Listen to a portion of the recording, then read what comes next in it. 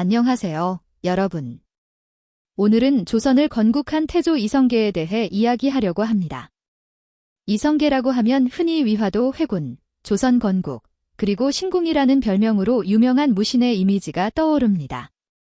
하지만 오늘은 그 화려한 업적 뒤에 숨겨진 인간 이성계의 모습을 깊이 파헤쳐보고 또 조선이라는 국호가 어떻게 만들어졌는지 그 흥미로운 과정을 함께 살펴보려고 합니다. 이성계는 단순히 전쟁터의 영웅이 아니었습니다. 가족을 사랑하고 친구를 아끼며 때로는 실수를 저지르고 고민했던 한 사람의 인간이었습니다. 이성계는 1335년 고려 충수광 때 동북면 화령이라는 변방에서 태어났습니다. 지금의 함경도 일대입니다. 그의 아버지 이자추는 원나라의 쌍성총관부에서 만호라는 직책을 맡고 있었고 어머니 최씨와 함께 이성계를 낳았습니다. 이성계는 둘째 아들이었는데 어릴 때부터 활을 잘 쏘는 재능을 보였다고 합니다. 전설에 따르면 북방 민족들이 매를 구하러 내려올 때 이성계 같은 걸출한 매를 얻고 싶다고 말했다는 이야기가 있을 정도였습니다. 이성계의 인간적 면모는 어린 시절부터 드러났습니다. 그는 단순히 싸움꾼이 아니라 가족과 동료를 소중히 여기는 사람이었습니다. 예를 들어 그의 활솜씨는 단순히 전쟁터에서만 빛난 것이 아니었습니다. 동네 아이들과 함께 사냥을 나가며 친구들에게 활 쏘는 법을 가르쳐주고 잡은 먹이를 나누는 따뜻한 모습을 상상해 볼 수 있습니다. 이런 모습은 그가 훗날 군사들을 이끌 때도 이어졌습니다. 1361년 이성계가 20대 중반일 때 홍건적이 고려를 침략했습니다. 개경이 함락되고 공민왕이 남쪽으로 피신할 정도로 상황이 심각했습니다. 이때 이성계는 2,000명의 친병을 이끌고 수도 탈환에 나섰습니다. 이 전투에서 그는 단순히 명령을 내리는 장수가 아니라 직접 앞장서서 싸웠습니다. 전투 중에 부하가 겁에 질려 도망치려 하자 이성계는 이렇게 외쳤다고 합니다. 겁먹은 자는 물러나라. 나 또한 적에게 죽을 것이다. 이 말 한마디에 군사들이 다시 용기를 내 싸웠고 결국 승리를 거뒀습니다. 이는 단순한 영웅담이 아니라 부하들과 함께 목숨을 걸며 그들의 마음을 움직인 이성계의 인간적인 리더십을 보여줍니다. 1380년 황산대첩은 이성계의 인간적 면모가 또 한 번 빛난 순간이었습니다. 왜구의 우두머리 아기발도가 백마를 타고 창을 휘두르며 돌진해 왔습니다. 이성계는 왼쪽 다리에 화살을 맞고도 스스로 화살을 뽑아내며 군사들을 독려했습니다.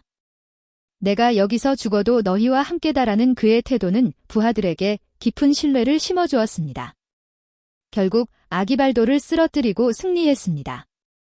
이 전투에서 이성계는 단순히 강한 장수가 아니라 부하들과 고통을 나누는 동료 같은 모습을 보여주었습니다.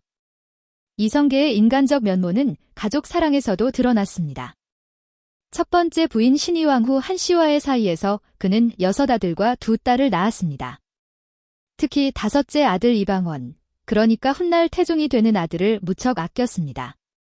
이방원이 어린 시절 활을 쏘며 아버지를 따라다니는 모습을 상상하면 이성계가 얼마나 자상한 아버지였을지 느껴집니다.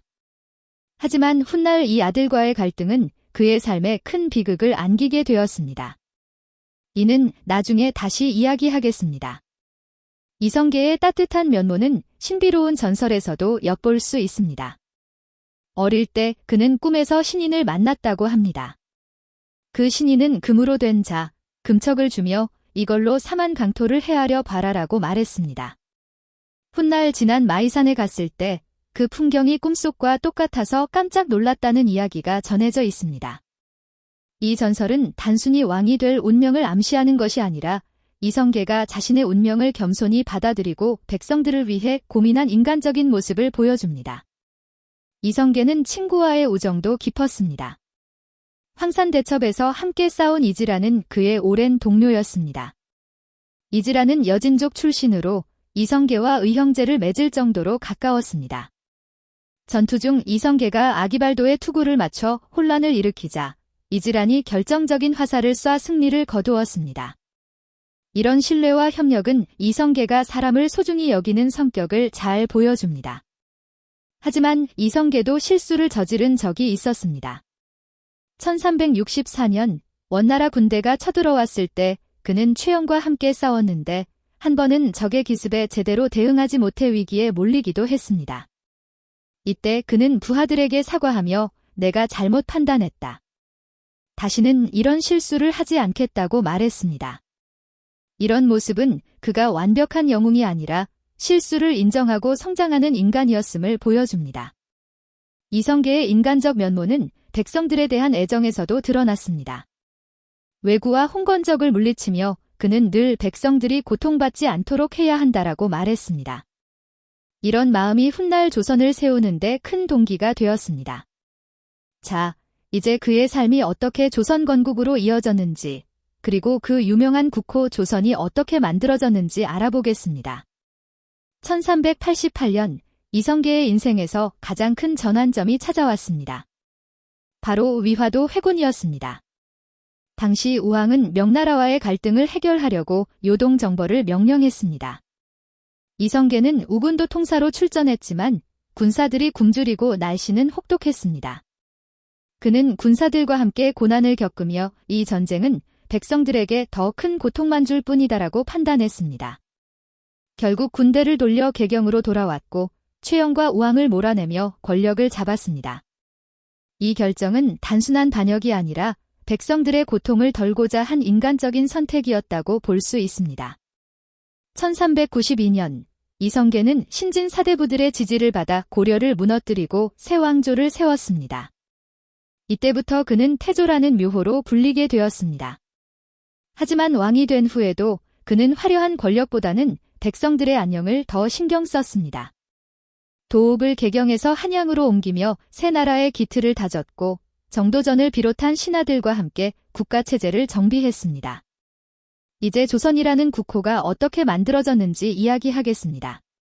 새 왕조를 세운 이성계와 신하들은 국호를 정하는 데 신중을 기했습니다.